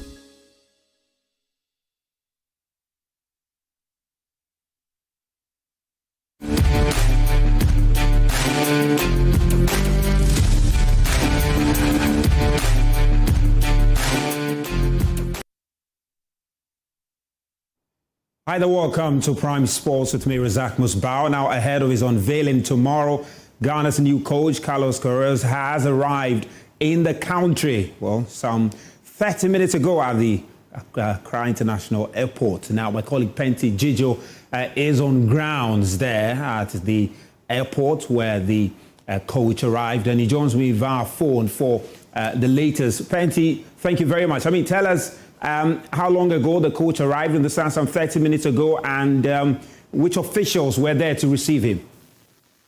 Carlos Queiroz has arrived at the Accra Airport just 30 minutes ago. He was there and was welcomed by some GFA officials, also officials from the Ministry of Sport and Recreation. I can confirm to you that he has now left the airport and is headed to his hotel, which is a Lita Hotel. But he was warmly welcomed by supporters, a lot of supporters from the Ghana Union of Supporters Union were there to welcome him. Various media houses were also there to capture the event. But Carlos Queiroz will also be speaking to the media tomorrow at the Alisa Hotel, and that has been confirmed. He will be speaking to the media at 1 p.m. and Joy Sports will be there to cover it all. Well, Penty, thank you very much. And you can see the visuals on your screen when he arrived at the airport some minutes ago. Well, talking about his engagement with the media tomorrow, what is also expected to happen is the unveiling of his technical team, the technical team that will be assisting him at the World Cup. Now, so what to expect at that media briefing tomorrow, here is more in this report. Experienced Portuguese tactician arrives with a wealth of international pedigree, having previously managed teams like Iran, Egypt and Colombia. His appointment signals the Ghana Football Association's intent to steady the ship and rebuild confidence after a challenging round of results. At the unveiling, the Ghana Football Association is also expected to introduce his full technical team, a crucial element as he looks to quickly settle into the role, especially within the constraint of a 4-man contract aimed at leading Ghana to the World Cup. Fans and pundits alike will be eager to hear Carlos Queiroz outline his vision for the team, particularly with less than 50 days to the tournament. Now, a number of questions are expected to arise at the press briefing, and among them will include questions surrounding how quickly he can impose his philosophy and deliver results with just 4 months in charge of the Black Stars. Also, on player selection, question about how he intends to balance experienced internationals and emerging talent as he even looks to build a very competitive squad in a short time. Another major talking point will be his tactical identity, whether the Black Stars will adopt the more pragmatic defense-first approach he is known for or shift towards a more free-flowing style of football. In terms of ambition, Carlos Queiroz will also need to assess Ghana's chances against their group opponent and what success will look like under his leadership at the World Cup. Finally, he will also need to review the plan he's got to reconnect with supporters and restore belief in the Black Stars after a difficult period. What is certain is that tomorrow's unveiling at the Alisa Hotel will offer the first real glimpse into Ghana's football future under Carlos Queiroz, a future many will hope brings stability, identity and success back to the national team. Well, let's do some athletics now because we're just a few weeks to the CAA Senior Athletics Championship, the 24th. And, of course, excitement is building up. And companies have also been getting in to support the Ghana Athletics. And it's Spiva Beverages who have now become the official beverage partners of the Ghana Athletics for that very event. Well, they met the president of Ghana Athletics, Husseini, earlier this week at their office. And my colleague, Penty Jijo, was there and has more in this report. Agreement was signed between the Ghana Athletics president Husseini and the chief executive officer of Finam Industries, Lady Leslie J. Mensah, at the company's head office in Accra. Speaking after the signing of the agreement, Lady Leslie J. Mensah assured Ghana Athletics of their readiness to support the event. Yes, Fiva is the only brand that has served the whole sports, Accra Sports Stadium, and then there was a spillover And we were able to serve it from morning to evening, in fact, from Friday to Saturday. So for product availability, you don't have a problem. We are giving you the assurance that, and we wait for feedback from you, that how your experience was. We will wait for you. Also speaking to Joy Sports, Ghana Athletics President Bawa Fuseni expressed his excitement about the partnership. I can't remember that any time at all Ghana Athletics has such a unique opportunity to partner with corporate Ghana to organize an event like African Championships. And this partnership we are having with PIVA, it is not only for the African Championship, it's to the future. So after the African Championship, we'll sign another 3 or 4 years with them to be the official beverage for Ghana Athletics. So it's a big thing. It's a big thing for us, and I'm so excited and much relieved for this time around having PIVA come as a sponsor.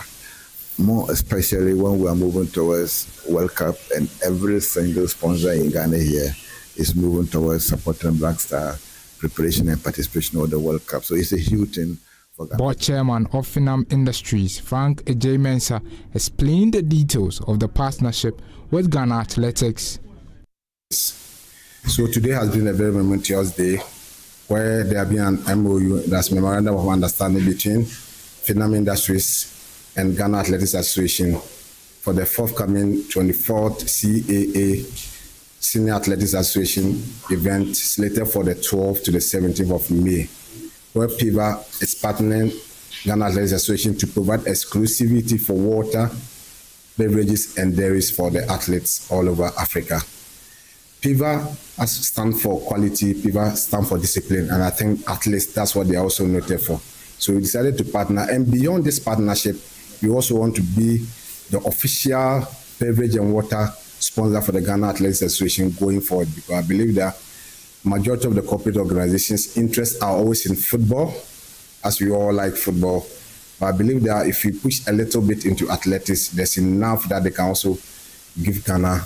And I think that's where PIVA has come in to stand, that we will give a lot into athletics from the grassroots level, from the primary to the secondary school to the universities. We are going to revive all this athletics going forward. And I believe that a year or two, you start having champions in other 100 meters, 200, or the 4x1.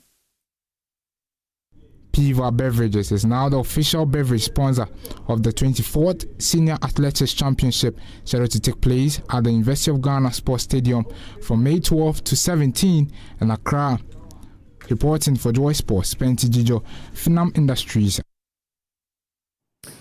Well, Frank Agyeman said the board chairman of PIVA Beverages is a Chelsea fan, and the latest coming from the Stamford Bridge is that Chelsea have sacked their head coach, Liam Rosignon, after just 3.5 months in charge. This follows a 3-0 loss of Brighton, marking a 5th straight league defeat without scoring for the first time since the Titanic sunk in 1912. The loss further dented the Blues' hopes of qualifying for the Champions League, with the club now sitting outside of the qualification sport. Well, my colleague Kwame Banai has been following this and has more in this report.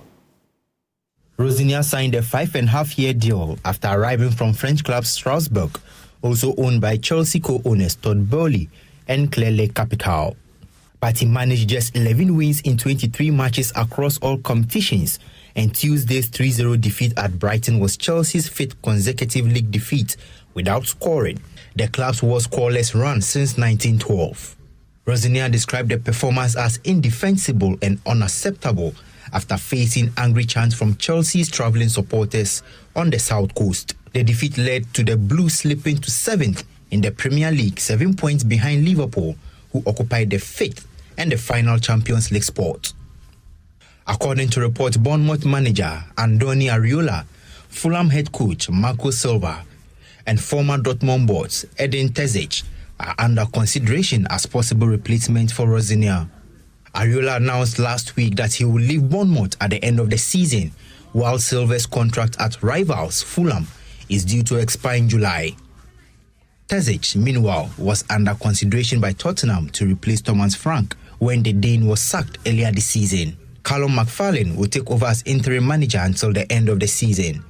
McFarlane, who was Rosignon's assistant, was in charge for a 1-1 draw against Manchester City and a defeat at Fulham in January after previous boss Enzo Maresca was sacked. Rosinia won 5 of his 13 Premier League games and led the Blues to 4 victories in the FA Cup, all against lower league oppositions, to reach the semi-finals. McFarlane's first game in charge comes on Sunday when Chelsea face Leeds United at Wembley for a place in the FA Cup final. Well, Roman Osman is based in England, and of course he follows Chelsea pretty much every day. He joins me on Zoom to understand what is happening to our darling club, why the club is in the state it finds itself. Roman, good to have you. I'm not sure. First of all, how's the reaction like among Chelsea fans in England?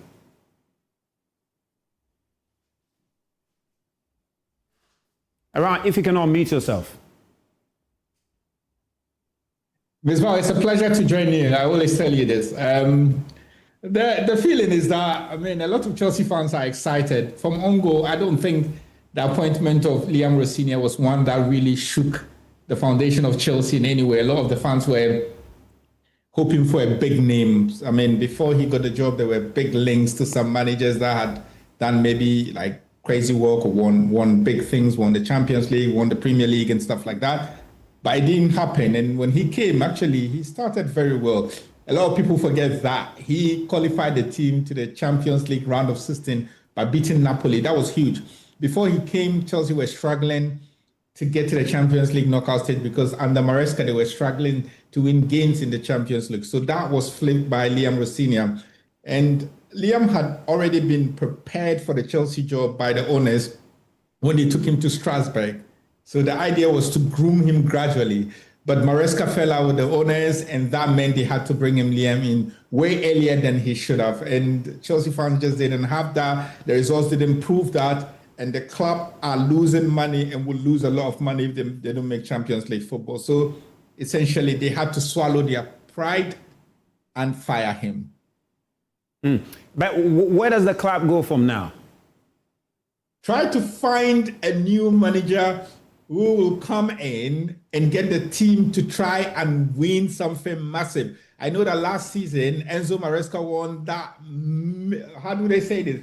That very important Club World Cup. Chelsea will have that for the next 4 years. A lot of rivals have tried to play that and say it was a Mickey Mouse Cup, but that is an important cup they did last summer. They need to bring in another manager. In the statement in firing Liam Rosinia, they did say that they were going to reflect. If you've been following reports, Chelsea have admitted that they are going to tweak the model of buying extremely young players with sellable value where they would develop at the club. I think they've admitted that now they need a bit of experience. And so they will try to tweak that. What that also means is that the caliber of managers that they were looking at in the past, they might try also to not go for just a young manager who will grow with the players, but go with somebody who is more experienced. So in the next few weeks, like you said, McFarlane will be the manager until the end of the season. That buys them time to be able to then go in and see, okay, which kind of manager can we bring in that can mix the experience and the youth together? They've got time to do that. But which managers are they looking at? Of course, we've had some names, Premier League-centered coaches, but beyond that, are there other managers that they are targeting? There will be a lot of managers, but Chelsea again made it clear in the statement that they are not speaking to anybody at the moment. But what will happen, similar to like the Ghana job, is that a lot of agents will offer managers to them. There are a lot of top managers at the moment that will be moving in the summer. Jose Mourinho will be moving in the summer. He's been strongly linked to a Real Madrid job because he's doing a brilliant job in Portugal. His team has not lost a game all season. There's a section of Chelsea fans that will forever be loyal to Jose Mourinho, and his name will continue to pop up. We don't know if Mauricio Pochettino, who is now the head coach of the United States, after the World Cup, will he want to go back to club football? That's another question. A lot of Carlo Ancelotti is Brazil. If Brazil go to the World Cup and don't do well, they might fire him. If Ancelotti all of a sudden becomes available, are Chelsea tempted to go for Ancelotti? The Italian managers who want to move, Antonio Conte is at Napoli, but he's been there for a while. He's won Serie A. If he wins another Serie A this season, will he want to come back to Chelsea? Enzo Maresca is still. So there are leaflets of managers. The point is Chelsea need to identify who will fit the young players and the new tweak they have to their system. Fascinating. But also, still in England, we know that in the Championship, Leicester City, who 10 years ago were champions of the Premier League are dropping to the third tier of English football. And Ghana's Jordan Ayew, the captain of the Black Stars, and Fatai Issahaku have, going to drop. Maybe they might move at the end of the season, but fundamentally, they have been relegated alongside Leicester. What happened to Leicester? That's a good question, honestly, Ms. Bob. That is what Leicester need to explain to people. They have one of the most expensive budget in the Championship. The kind of players they have, it should never have been allowed to happen. Leicester should never have been allowed to go down like they have gone. And you're right, 10 years ago, they produced that miracle. It was such a miracle, and nobody saw that 10 years down the line, they'll be playing in League One. The problem is that, I need to say this, like any other thing in life, what you did yesterday doesn't matter. You need to keep up. You need to keep winning. You need to keep improving. You need to keep investing. You need to keep buying the right players. You need to keep paying players the right thing. You need to keep getting the right managers. Leicester have failed to do that, and they are paying the consequence for that. Go through their squad. A lot of players with Premier League pedigree, but they just never play as a team. That's what killed Leicester. I mean, in terms of Jordan Ayew and Fatai Issahaku, should the Ghanaian people be concerned that, despite the quality they have, they could not help the team, and the World Cup coming up, should we be concerned about their performance at the World Cup? Abdel Fattah is still very young, to be fair. He's very young, and because he's very young, there's this chance that he might even move. And he was one of their top performers, if I should say in that way. Jordan Ayew barely got time, and there are a lot of people that say that one of the reasons why he wasn't playing was that it was because he's one of the highest paid players in the team. They wanted him to reduce his wage, and he wasn't willing to do that. And so that affected his game time, etc. But they've had a shocking season, all of them combined. There's no one player at Leicester that has been extremely outstanding. I don't know how Jordan Ayew will perform, but I think that in the last 12 months, Jordan has always performed well for the national team than his club level. I think the last time we played in Germany, against Germany, Abdel Fattah showed that he was a very good player. So I don't necessarily read much into that, but they will be disappointed. They would have been firing and on fire if they came into the tournament on form, playing for a really good side. Interesting, really interesting there. And just wrapping up, of course, we cannot talk about what has happened to Leicester City and not mention Coventry, where Brendan Thomas Asante is. They have qualified to the Premier League. Really, really, really good fit for them alongside Frank Lampard. It's been a really good season for Brendan, hasn't it? No, it's been. Thomas is one of the key, factors of Coventry's rise. Scored a lot of goals, created a lot of goals, and he has a lot of energy, and Frank Lampard likes him.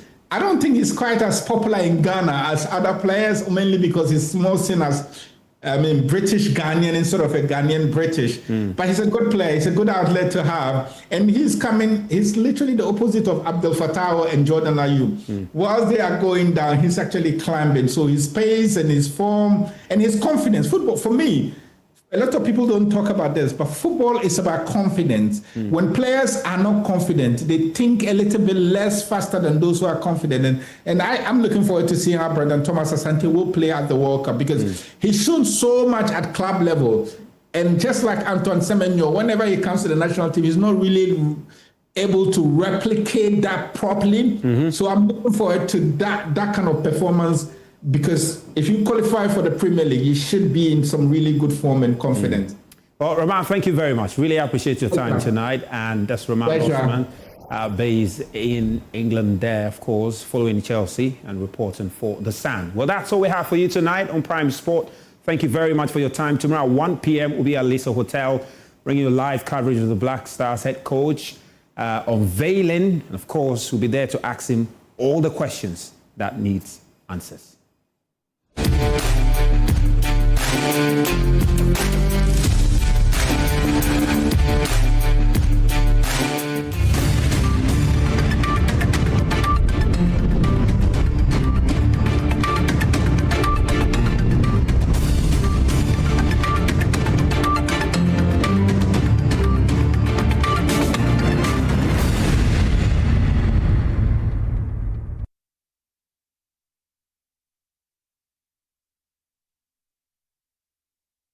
Turn your home and office design dreams into reality. Here at Lesh Fortune, interior design is our passion. Customized interior design solutions, top-of-the-range products such as curtains and accessories, blinds and accessories, trendy for bespoke hotel, home and office furniture, top-notch space design services. I'm the CEO of Builders Estates. When it comes to putting the final touch on all my building projects, I look no further than Lesh Fortune for all my interior decoration needs.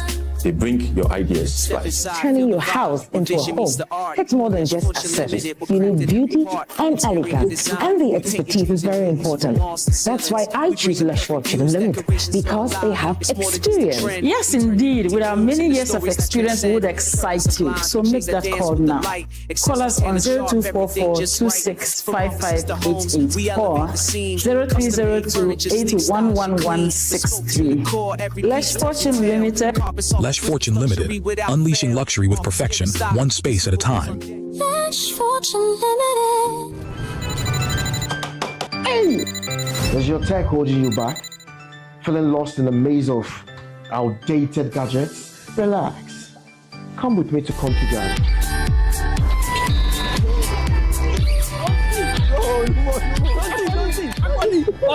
Magic. Now I've been international fashion designer. No more president talk matter, Bia. Coffee Ghana. Class in. Oh, number one.